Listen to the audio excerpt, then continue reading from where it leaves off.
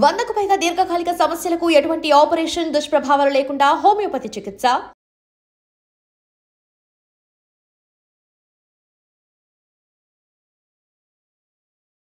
నమస్కారం, welcome to I dream. Health talks with Vijitha కార్యక్రమానికి స్వాగతం. ప్రస్తుతం మనతో పాటు ఉన్నారు general consultant doctor V Aditya Ranganath గారు. ఇప్పుడు వారితో మాట్లాడేద్దాం.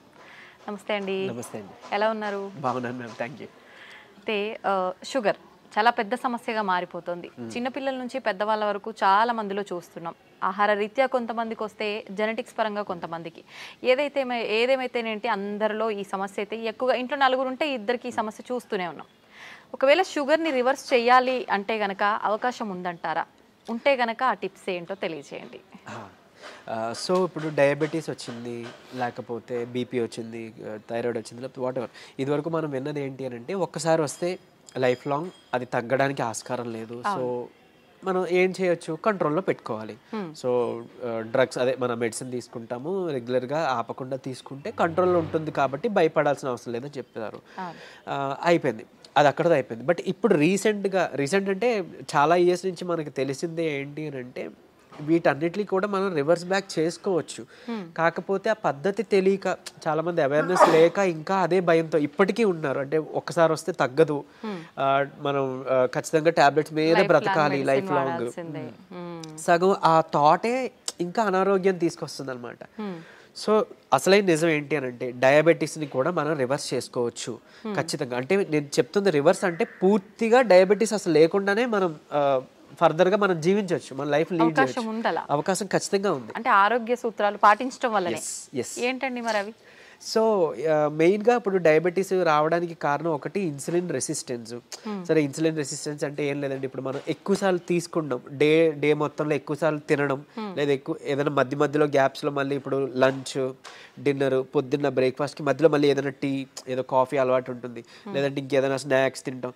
ఇలాంటి అలవాటు ఎక్కువ అయిపోయి ఏంటి అని అంటే మనం ఏది తిన్నా ఏది తాగినా, అంటే వాటర్ తప్పిస్తే మిగిలిన ఏం తీసుకున్నా మన బాడీలో ఇన్సులిన్ ప్రొడక్షన్ జరుగుతుంది. సో టైప్ 2 డయాబెటీస్ అంటాం ఏంటి, ఇన్సులిన్ ప్రొడక్షన్ ఉంటుంది మన బాడీలో, జనరేట్ అవుతుంది, కానీ ఆ కణాలు సరిగ్గా ఇన్సులిన్ని యూజ్ చేసుకోలేకపోతున్నాయి. దాన్ని టైప్ 2 డయాబెటీస్ కింద పరిగణిస్తున్నారు. ఒకవేళ ఇన్సులిన్ ప్రొడక్షనే లేదు బాడీలో, మన ప్యాంక్రియాస్ సరిగ్గా పనిచేయట్లేదు, అందులో ఐలెట్స్ ఆఫ్ లాంగర్హాన్స్ అని ఒక కణాలు ఉంటాయి, దాని నుంచే మనకి ఇన్సులిన్ వస్తుంది. సో ఇన్సులిన్ సరిగ్గా ప్రొడక్షన్ లేదు అని అంటే అది టైప్ 1 కింద మనం పరిగణిస్తున్నాం. చిన్నపిల్లల్లో కూడా టైప్ 1 అది చూడొచ్చు. సో ఇప్పుడు ఇన్సులిన్ ప్రొడక్షన్ జరిగి మనం తిన్న ప్రతిసారి మన గ్లూకోజ్ లెవెల్స్ ఏదైతే ఉందో అది మేనేజ్ చేయడానికి ఇన్సులిన్ ప్రొడక్షన్ జరిగి, అంటే స్పైక్ అయ్యి అది కంట్రోల్ తీసుకొచ్చి మళ్ళీ అది ఇన్సులిన్ తగ్గి ఆ స్పైక్ తగ్గి మళ్ళీ మనం తింటున్నాం, మళ్ళీ పెరుగుతుంది కదా. ఇలా అస్తమాను పెరిగి తగ్గడం వల్ల మన బాడీ అలవాటు పడిపోతుంది ఆ సెట్ అయిన ఇన్సులిన్ లెవెల్కి.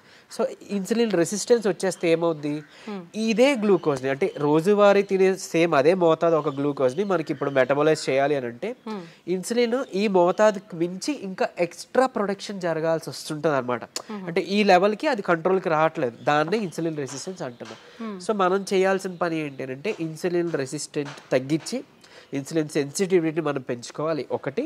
తర్వాత ఆహారంలో చిన్న మార్పులే, అంటే ఇప్పుడు డయాబెటీస్ మనం ఇది చేయాలి అని అంటే సరే ఏముంది రైస్ మానేయండి అని చెప్తారు, అంతే కదా, మాకు చాలా ఇబ్బంది, మేము చేయలేము అని అంటారు.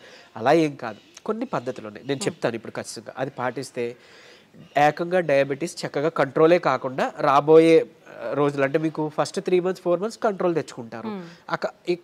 ఆ పైనుంచి మనకి టార్గెట్ ఏంటి అని అంటే మనం వాడుతున్న మెడిసిన్ నెమ్మదిగా డోస్ తగ్గించుకోగలగాలి.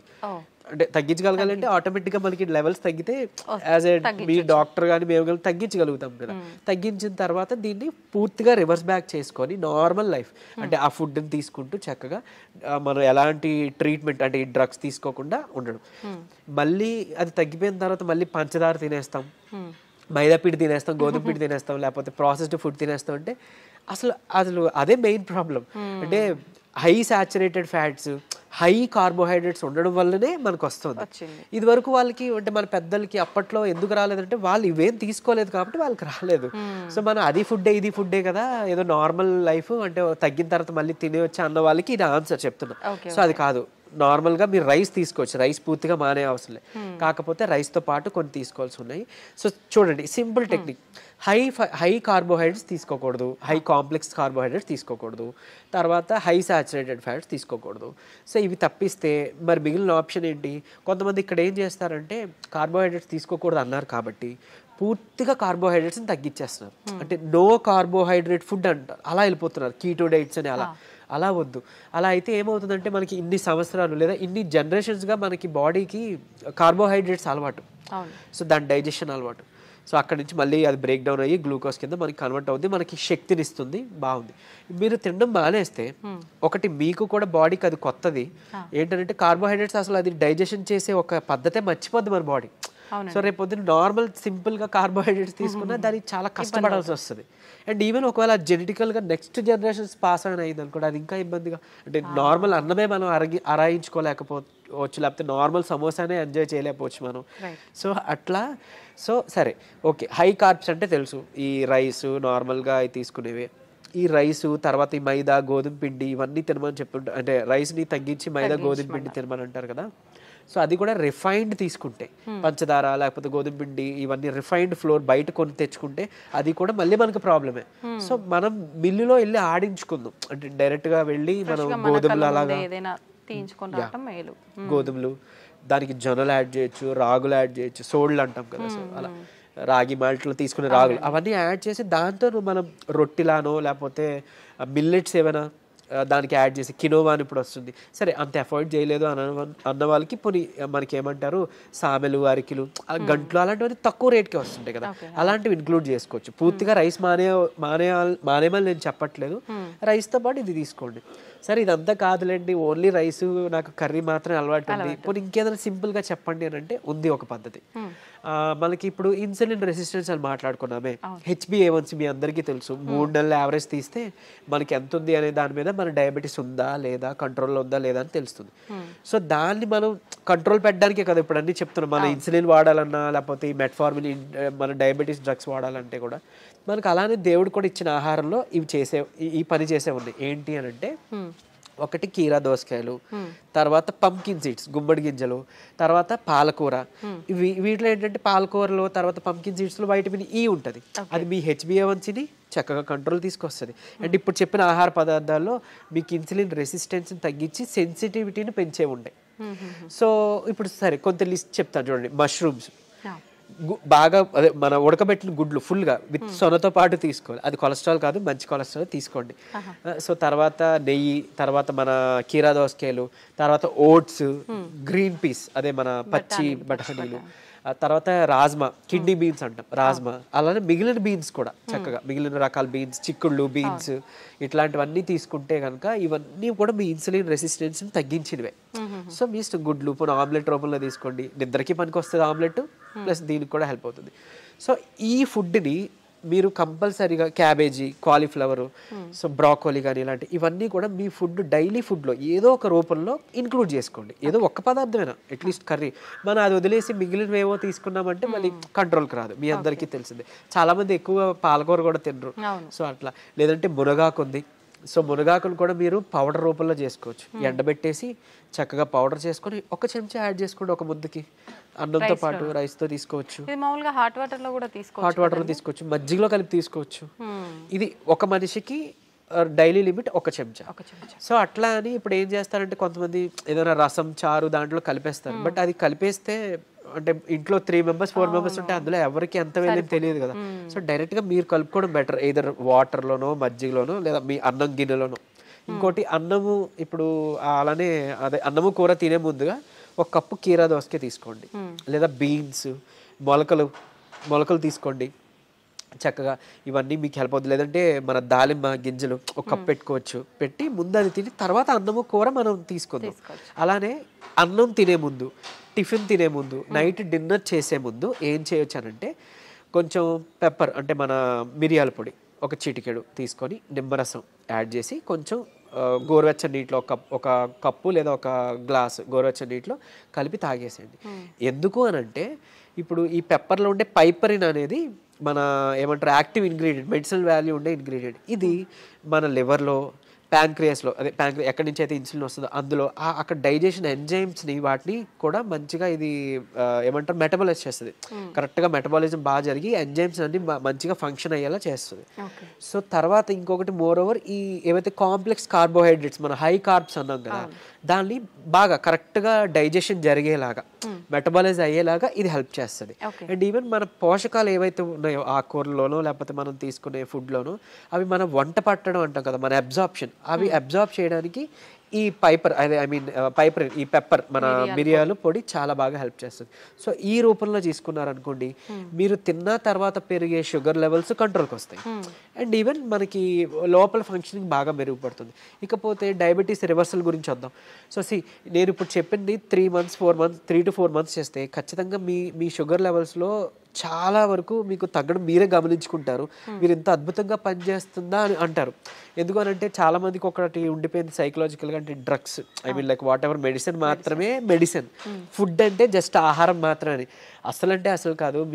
మీకు గుర్తుంటుంటే ఎప్పుడైనా మీ నాన్నమ్మలు అమ్మమ్మలు మీకు ఎప్పుడైనా పొట్టనొప్పి వచ్చింది అని అంటే ఏదైనా వాము కొంచెం సాల్ట్ కలిపిస్తే వెంటనే తగ్గడం మనం గమనించి ఉంటాం. లేదంటే మెంతులు మింగేసి తాగేయండి వాటర్ అంటాం. అవన్నీ ఎందుకు పనిచేస్తున్నాయి? ఇప్పుడు యాంటాసిడ్స్ ఏవో వెళ్ళి పరగడుపుల మాత్రలు మనం పైకి వెళ్ళి తెచ్చుకొని వేసుకుంటున్నాం. అవేం అవసరం లేకుండా వాళ్ళు బతికారు కదా. ఎలా బతికారు? ఇలానే. ఇవన్నీ ఫుడ్డే మెడిసిన్. ఎగ్జాక్ట్లీ. మనకి ఏదైనా అనారోగ్యం వస్తుంటే మెడికల్ షాప్ కి మనం బయటకు వెళ్ళవద్దు, మన కిచెన్ లోకి వెళ్ళాలన్నమాట. యాక్చువల్గా పోపుల డబ్బాలే మనకి డ్రగ్ ఇది అన్నట్లు స్టోర్ అన్నట్టు. సో ఖచ్చితంగా ఇది వర్క్ అవుతుంది. అండ్ మోర్ ఓవర్ అంటే ఇప్పుడు మన బెర్రీస్ నుంచి ప్లాంట్స్ నుంచి ఎక్స్ట్రాక్ట్ చేసిన బెర్బరిన్ అనేది ఒక సప్లిమెంట్ ఉంటుంది ఆబ్వియస్లీ. సరే అది అందరూ వాడాల్సిన అవసరం లేదు కానీ ఒక బూస్టప్ కింద పనికి వస్తుంది. అంటే ఎలా అయితే మనకి డయాబెటీస్ని మనకి తగ్గించడానికి మెట్ఫార్మిన్ అనే ఒక మెడిసిన్ తీసుకుంటున్నాము సేమ్ ఇది కూడా అదే పనిచేస్తుంది. కానీ బట్ మెట్ఫార్మిన్తో వచ్చే వైటమిన్ B12 డెఫిషియన్సీ ఇందులో లేదు, ఈ బెర్బరిన్లో లేదు. సరే ఓకే అవైలబుల్ ఉన్న వాళ్ళు వాడుకుంటారు, అందరూ ఇది వాడాలని రూల్ లేదు. కానీ బట్ ఈ సింపుల్ టిప్స్ పాటించండి, ఇది ఒకటి. తర్వాత ఖచ్చితంగా ఒక 5 minutes వాకింగ్ ఉంటే చాలు. 5 minutes వాకింగ్ అంటే తిన్న తర్వాత ఒక 10 నిమిషాలలో 5 minutes వాకింగ్ చేస్తే చాలు. మీ ఆఫీస్ ఏరియా, మీ బెడ్రూమ్, మీ హాల్ ఎక్కడైనా ఆయాసం రావాలి, చెమటలు పట్టాలి, ఇట్లానే వాకింగ్ చేస్తేనే మనకి వర్కౌట్ అయినట్టు అని అస్సలు కాదు. బాడీ మూమెంట్ ఉండాలి. సో అది చేసుకుంటే చాలు డయాబెటీస్ మనకి తగ్గుతుంది. రివర్స్కి చెప్పుకున్న ఇందాక ఇంగ్రీడియంట్స్ ఉన్నాయి కదా, పంకిన్ సీడ్స్ అవ్వచ్చు, మన HbA1c కంట్రోల్ చేసి ఇన్సులిన్ సెన్సిటివిటీ పెంచేవి, ఇవి మీరు చేసుకుంటే 3 to 4 months ఖచ్చితంగా రివర్స్ అయిపోతుంది. ఇప్పుడు చాలా మంది మనం చూస్తూ ఉంటామండి, జామకాయ ఆకులు, లేత చిగుర్లు అని చెప్పి, లేదు అంటే తిప్పతీగ అని చెప్పి, ఇలాంటి కొన్ని ఆకులతో వేణిల్లో వేసి మరిగించిన వాటర్ తాగుతుంటారు షుగర్ ఉన్న వాళ్ళు. ఇది వర్క్ అవుతుంది అంటారా? యాక్చువల్గా ఇప్పుడు జామాకులు ఉన్నాయి కదా, లేత తీసుకొని ఒక 4 ఆకులు మనం వేడి నీటిలో వేసి మరిగించి కషాయంలా తీసుకొని ఉదయం సాయంత్రం లేదా ఒక పూట అట్లీస్ట్ పరగడుపునైనా కానీ తాగితే కనుక అమోఘంగా ఆ రోజే పెరిగిన షుగర్ లెవెల్స్ తగ్గిపోయాయి. సో నేను ప్రీవియస్ వీడియోలో జామాకులు కషాయం గురించి చెప్పినప్పుడు చాలా మంది ఫోన్ చేసి అంటే ట్రై చేసి చక్కగా ఫస్ట్ నమ్మారు, ట్రై చేశారు. చేసి ఒక 2 daysలో వాళ్ళు ఫోన్ చేసి సార్ అంటే మాకు 1 day 2 dayలోనే ఇంత బాగా పనిచేస్తుంది, కంటిన్యూ చేయొచ్చు అంటారా, ఎక్కువ కాలం అన్నారు. బేసిక్గా చేయొచ్చండి, చేసుకోండి అని చెప్పారు. సో ఈవెన్ అది వాళ్ళకి ఏంటంటే డయాబెటీస్ ఎక్కువ, షుగర్ లెవెల్స్ ఎక్కువ ఉండడం వల్ల కొంతమందికి నిస్సత్తువ నీరసంగా ఉంటుంది కదా, దాన్ని కూడా ఇది మనకి జామాకులు బాగా హెల్ప్ అవుతుంది. జామకాయ తినొచ్చు, బొప్పాయి తినొచ్చు, అట్లనే జామాకులు కషాయం బాగా హెల్ప్ అవుతుంది, తీసుకోవచ్చు. తిప్పతీగ కూడా తీసుకోవచ్చు. బట్ తిప్పతీగ చాలా మంది తెలియక కోవిడ్ టైంలో అంటే ఇప్పుడు వైరస్ నుంచి బయటపడాలని తెలియక చాలా మంది ఓవర్ డోసెస్లో తీసుకుని వితిన్ 15 daysలో వాళ్ళ లివర్ మొత్తం డ్యామేజ్ అయ్యి ఎమర్జెన్సీ వార్డులో అడ్మిట్ అవ్వడం, చనిపోవడం జరిగింది.